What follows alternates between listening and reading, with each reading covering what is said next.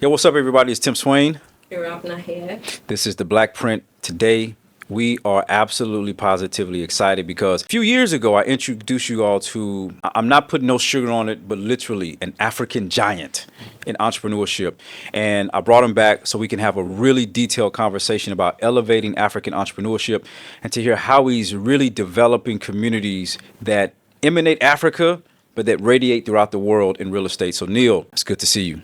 Tim, it's been a while. Yeah, it's been a while.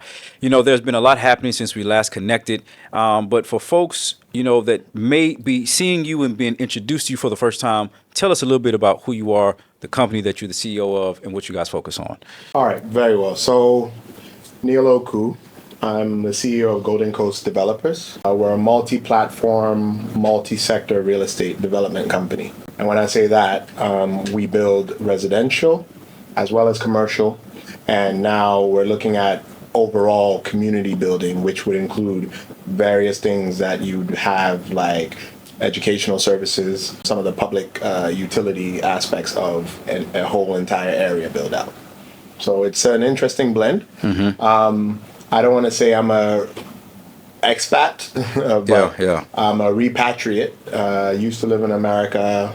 I was born in the U.S., parents Ghanaian, floundered through various school segments. I came to high school in Ghana, went back to undergrad and graduate school in the States. I was on Wall Street for a number of years as an investment banker. But I'm a typical concrete mixer now. Mm-hmm. We're in the build environment. Everything that we look at is how to create an ecosystem of what we dreamed it should be, how Africa should develop, and we put those practices in place so far. Wow. Neil, how would you say your unique perspective of the African identity has shaped the company that you've built and how you even run your business? Yeah, so it's pretty interesting because even on the inception of incorporating my company, I'd say about 13 years ago, when I was still in the States, plugging away in my corner office, the name Golden Coast is a play on Ghana, which is the Gold Coast, but the goldenness of it is more like me dreaming of how I would want to see it, how I expected to see the Africa that should exist, and the whole environment as a broader build of my personal experiences. So how it's shaped now is a surprise because everything I'm doing is to bring that vision to reality. What is that vision? The vision is to have Africa, especially Ghana, be second to none. I always walked around New York, London, I'd pop into Singapore and see these grand buildings and gracious communities developed and so beautiful and picturesque. And then I'd come visit on vacation here and I'd see these lovely mountains and hills, but no roads. So I thought to myself, if you could combine those type of environments, if you could build in the infrastructure, would we not be so much better off than all these places that are now stagnating and, concrete and no life? Like, that was what I wanted, the best of both worlds, and bridging that gap is what I'm actually doing. That's a truly beautiful vision. What has it taken to not to be born here and come and build a business here? And what kind of talent do you work with? Do you work with locals? Are you bringing in talent from outside of here? What does that journey look like? Yeah, so interesting question, and it's something that I think I'll actually take in two parts. So what has it taken? I think when I spoke to Tim last, I had very few gray hairs. I have no hair, and I ain't accomplished near as much. Yes, right. And I've had to kind of demystify some of the blurred vision that I may have had of how easy things were going to be. Because if I'm going to be congenially honest, it's been an interesting ride so far. I love the whole point of getting to lifting up a mountain and not believing it could have been done and actually achieving it. But the task of actually getting there and the people you have to take along with you is where you must really kind of reconsider the approach. Ghana as an ecosystem in itself. There's no A to Z that follows the sequence of our understanding. You may jump from A to T, then come back to C before you get to Z. And one's perspective needs to be shaped as an expect the unexpected. As the talent relates to it, my goal, my inner vision and ambition was always to pull my people along, right? I don't want to say I had a Moses complex, but I've developed teams that are indigenous, primarily Ghanaians. We brought in staff from Nigeria as well as some Francophone artisans that are doing a lot of our creative work. But it's sad, the technical aspects of high-scale construction, a lot of my engineers and the built sequencing, we've had to leverage a lot of foreign expertise, just because they're far more experienced in the technology, in the innovation that we as a company believe in. A lot of people do buildings, concrete, construction, 4 walls. We started by delivering the first smart homes in West Africa. So moving that forward, we've now done fully irrigated buildings. We're building in platforms with full solar power. All of those things, it's not common here. So I had to leverage foreign expertise, primarily out of the UK, folks out of Lebanon and Italy. You know, when I was introduced to you, it was through, you were speaking at a real estate conference here in Ghana. And I met you again, I think it was at the barbering shop. And I saw you and I was like, I know this guy from somewhere. But what stood out to me when you were speaking on that panel was a lot of people were kind of giving surface level, nice answers. But I think you addressed some real challenges, and I can tell you were willing to go there. And I was like, yo, this guy really is about creating transformation. So maintaining the integrity of like this African architecture, particularly with Heritage 100, that we'll talk about in a second. As an entrepreneur, as an innovator, as a CEO, there's a lot of people watching who honestly have probably felt ashamed of their Africanness, and they really don't know how to put it on display for the world and still be profitable. How have you been able to take aspects of, again, like your identity, but then realize that, you know what, like what has developed that mentality that says, you know what, I'm going to put us on display. It don't matter, you know, who is in opposition. Like, what is it really taking to get to that place? And what have been some of the things that people have said to you when you were trying to do this innovative project here in Ghana? I mean, it has to be inbuilt and you know, literally in your psyche at all times, because the magnetics of existing in a new age environment like we're in now with technology and the internet and whatnot, you're inclined to kind of sell the spirit of how bespoke everything you do is. But there's nothing new under the sun. Mm-hmm. And for you to be able to innovate, you got to know where you came from and what's really at stake to bring a modernity to that thing or that environment that you're going after. And primarily for me, Africa not being on display would be me selling myself short, because that's where I came from. I'm built by this. I'm all about it throughout. And in our construction, if I had my way, we would literally build our full buildings out of our rammed earth, our African clay, all the elements that we have here. Now, structurally, there's things that need to be defined, but that's where we're moving to. And we're testing out all of those scenarios. I mean, a heritage project, for instance, it was born out of the admonition of everybody comes and sees these luxurious buildings coming up in Accra, primarily, and it looks like Little Miami. It looks like people are approaching, you know, Marabella or trying to be in Monaco. But we're in Ghana. It's an environment that we need to speak that language. So the next coin of it was, what would that modern African reminiscence look like? What would we be living in 2050? And that's where we're pushing the needle to have 10-foot emblems on the building made out of graphed clay that represent Adinkra symbols, where we have walls that the carcass is literally earth, where we take in painstaking research to see what the symbolism that our forefathers used that really spoke languages when they were building the thatch houses in a village. And that's the level of priority we're putting into our African identity. And this makes my heart smile, because one of my pet peeves is, why are we living in homes with glass? in the tropics and sweating and now having to buy air conditions even when we can't afford the electricity. So can you go a bit further? What does this look like? I hear about the earth, using the earth for the walls. What will the windows look like? Yeah, so windows are a thing of the past when you look at it in its general sense. You know, emanating light, big, broad, office-looking buildings. For us, we've gone far, far, far beyond the general construction pre-mint.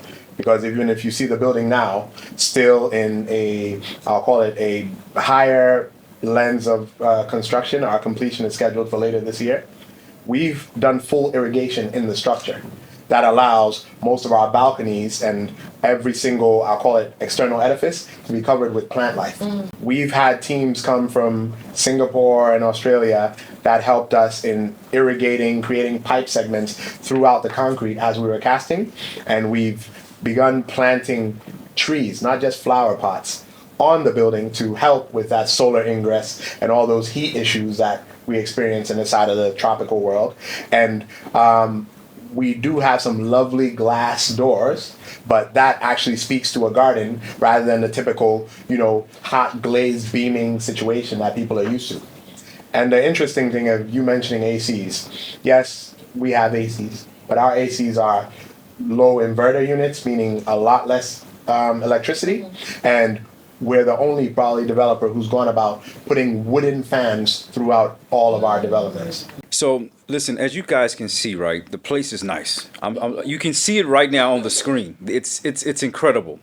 So now you're seeing this on the screen, but I had an opportunity to see this in person. And when I visited a few years ago, we were Heritage 100. I did say we were Heritage 100. Now talk about the expansion, because it's not just Heritage 100 units. We're expanding to more than that. Talk about what Heritage is now. And I really want you to hit on that community aspect, because it's not just building buildings for residences. It's like you're building communities. Yeah, anything that we do, like I mentioned, innovation is key. And I think the real way to develop the Africa that we all seek, that we all talk about, is proofing out the concept, right? We had Heritage 100, which was the amalgamation of 4 different properties. We built it out at that point. It looked vast. When you came, I think we had probably just knocked down like the first 2 buildings, and it was a nice piece of land in a great location, but it really didn't tell the story. Now you'll see a full-clad, tallest building in the area. I think we're about 12 stories high. But throughout that same time period, I was negotiating and buying and extending out the development, where we now have the entire street. Every single property on that street has now been amalgamated and unfortunately demolished, but with all modernity, with all enhancement, you demolish to rebuild. And it's an ecosystem. It's not you coming and living in a building. You're now going to enter a whole enclave that speaks to your spirit of where you are. That's how London came, 1,000 years ago. That's where the U.S., Manhattan was developed 300 years ago. You need to be able to do a true cohesion to say you're a community builder, you're a nation builder. That's how we're going to develop the cities that we expect in the next coming years for our kids, grandkids, and so forth. And I don't consider myself a developer anymore. For me, I'm not interested in one compound, nice piece of land, or if it's not a neighborhood, I'm not interested. And I call myself a redeveloper. I'm entering where you can see had the life, the inspiration. It's brownfield where people actually live there, but I'm adding to it rather than, just going to whitewash what we think we need. So when I listen to you speak, I hear a lot of purpose. Like you're a man on a mission. And I'm curious, what's your life's purpose at this point in your life?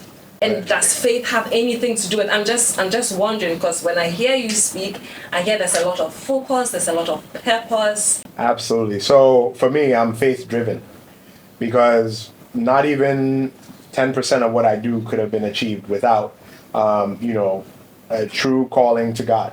I don't want to sound cliche, and I don't want to walk around like I'm, preaching or singing in hymns every day. But the stuff I go after and the ambition that it requires to get there, it's not man-made. You couldn't do it by yourself. And if it's at this stage of my life, not going to really move the needle where it impacts thousands of people, then I don't believe it's worth doing, because I can extend myself to even sacrifice my immediate goals to achieve that for the broader good, or the ambition of the larger group.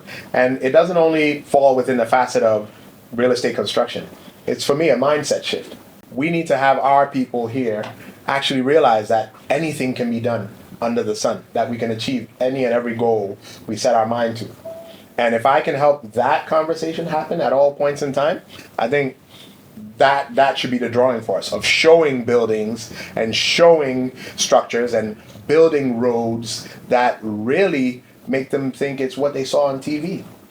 So let me say this, okay? With that in mind, no, let me tell you why. This is a honest to God statement.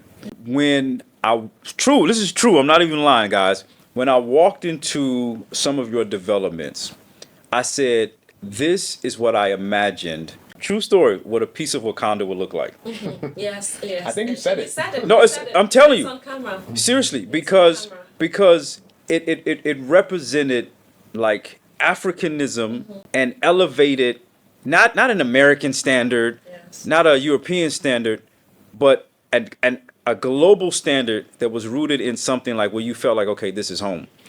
And so when I saw that, I was like, this really is more than just, real estate. Because the thing is, when you talked about community building, you have people coming from around the world.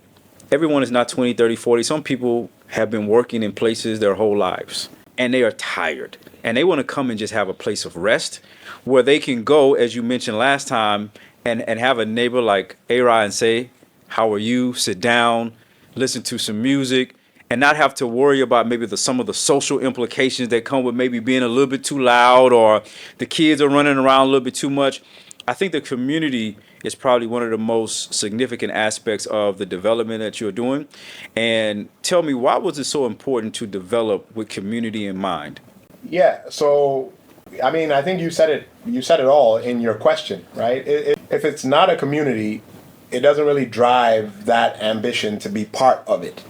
You have to see what you're getting into and where you are and how it all fits together to say, oh, I really want to be there. And that level of build out is how we really structured, I'd say, day one, my first project. When you came, I think you came to Foster Park when we did that a number of years ago. You saw all the properties, the doors were open, the kids all around, everybody knows each other. It's a social environment, and it was easy. We were just walking around talking. Nobody even looked up. Similarly, I wanted to expand that to scale. I'd love to see thousands of people in an ecosystem where you know everybody's name. You're comfortable. You don't even have to look twice to worry or think what's happening around. And that is what kind of promulgated into taking multiple properties and building it out. And whatever it took, I had to fly and go and stay with a family for 2 weeks, convincing them that they should allow me to either partner with them or buy out their property so I could connect this. Like, it's bigger than just them. It's for the nation. And they were like, what, you want to break down my house for the nation? Ultimately, when I put that vision together, they got it. And they're a part of, they're our biggest champion. Like, they literally are wearing t-shirts that say heritage on it. They literally have family members come down and see what we're doing every time somebody visits Ghana. And that is what I'm aiming for. Those are the type of experiences when you see the final picture or the final build out of what we're doing. Tim, I've got tricycles made out of wood that are going to be parked and stationed in our compound, where if you want to ride around the neighborhood, you come, you check it out, and you're enjoying like a scenic view. It's not all about the hustle, it's about the experience. Let's go back a few steps. Often, when people haven't lived here and they come here to build businesses, something happens where gradually the standard is lowered and then you hear, but this is Ghana. Things don't work that way. How have you maintained that vision and those standards while acknowledging the reality of the gaps that may exist here when it comes to people you have to work with? Hit one of my crowning points of why I believe I've been effective so far. As in that this is Ghana mentality, I've never allowed it to take root How? because I believe time and speed are the biggest advantages to doing anything that's worth being done. And you can't just rush around it and be fast and not do it well. But if your intention is to do it well and you plan accordingly and you're able to execute it in a timely fashion, you've got that much more of an advantage where maybe you make a mistake or two, but at the end of it, you've done it and you've gained the experience of achieving that. So if I allow myself to just fall back in a seat of, oh, well, this is how things are done here, or you're not even going to be able to get this in time, or that's how the people just are, or hey, know your environment. I'm creating my own environment. I'm building a new Ghana. Neil, how How are is- you doing this for the person watching who is faced with the reality of a very grand vision that they came in with, but who is struggling to make their team even understand where it is they're trying to go? What are some of the hows? I'm what a New Yorker would say, I'm from the show me state, right? And Tim said it. Everywhere I go is full transparency. I will talk to you about my pains. I will talk to you about the glory. I will talk to you about the shortcomings. And I will also show you the positives. Right. If you can see it translate in my own picture, I stumbled here, but I was able to do it there. It's more believable to be done. And that alone garners that much more support. That, I think, drives a lot more people with, if not just a little bit more or a higher percentage of, yes, it can be done. It's not perfect, but we all push.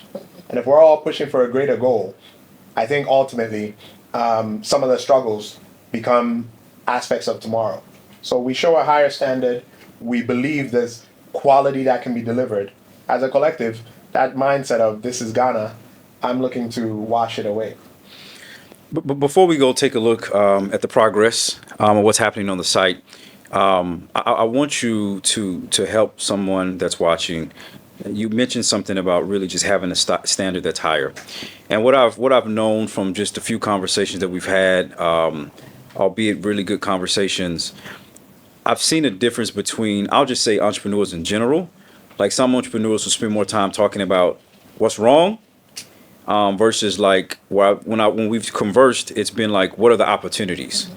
Right? And I've heard that a lot, especially as Era said here in Ghana, where people, oh, this Ghana, you complain. But I've noticed there's a difference when I hear you speak about, like, it's not drama. It's more like what can we do? Where can we go? What can we imagine? Give a word for maybe that entrepreneur that's watching right now. Maybe they're somewhere in the UK, the US, Nigeria, whatever, right? They want to come to Ghana. Maybe they want to come back to maybe they're not on the continent, but they want to come back and they want to just execute their vision. What would you say over your years of experience, or the maybe top two or three things that they need to know? Yeah, Tim, the most resounding thing that I can say to anybody who really wants to be a part of this structure is, like I said, expect the unexpected. And that's where the profit is. If you're really an entrepreneur and you're really trying to build something for yourself, there's no better place than Africa overall. Because the things that you find are problems, if you look at them as opportunities, that solution is the business. That finding where you can bridge that gap of the thing that the conversation, I love negative conversations.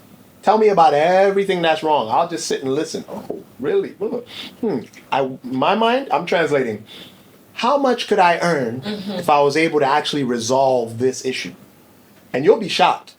I'm not in IT, but I'm actually now involved in IT-related projects to re-engineer and optimize things that have to do with, paperwork and documentation. I shouldn't have been there, but it was something that I saw happening apparent to our registering of our documents at land, all of that kind of stuff. And I spoke to a developer, and shockingly, it's a real project now. So if you come with that mindset of solutions-based mindset, that alone is profit. That will literally create a business that no one else can touch. You'll have a runway for at least a couple of years and come up with the next best thing and the next thing and what else you could do to really make an impact. And there's no better place to also call it your own, because that thing will have your identity. I mean, people always talk about pursuit of happiness. I'm actually more inclined with the happiness of the pursuit. Oh. I believe more in going after it than just saying, oh, I've done it and I'm there, sitting, chilling on my Yeah. success. So, Wow. yeah. So, I think we'll be remiss if we don't ask you about your origin story, because you seem so grounded. What is it that you're standing on? What's the most important thing that helps us understand this worldview that you have? Yeah, so, I mean, I give all grace to my parents, because the background that I came from, you know, one always wants to tell their sad story, or their, you know, I didn't sell shoes on the road. I didn't, you know, make $1 million from selling milk door to door. I don't have any of those stories, right? But one would say I grew up in a very, I don't want to say affluent background, but pretty good home. But I was put through the struggle like I might not eat if I don't push myself to be better. See, as an American born child, coming to Ghana every summer and coming to ride around with my cousins on the bicycles through the gutters and chasing lizards and all this type of stuff, it was really an eye-opener to say there was a life beyond all the creature comforts that we were used to. And then pushed past the fact that we lived in one of the most affluent areas, you know, airport residential growing up. But then my parents would be going to work in Mokola. You know, it's like you're seeing both facets of it. The paradise and we'll call it the hustle.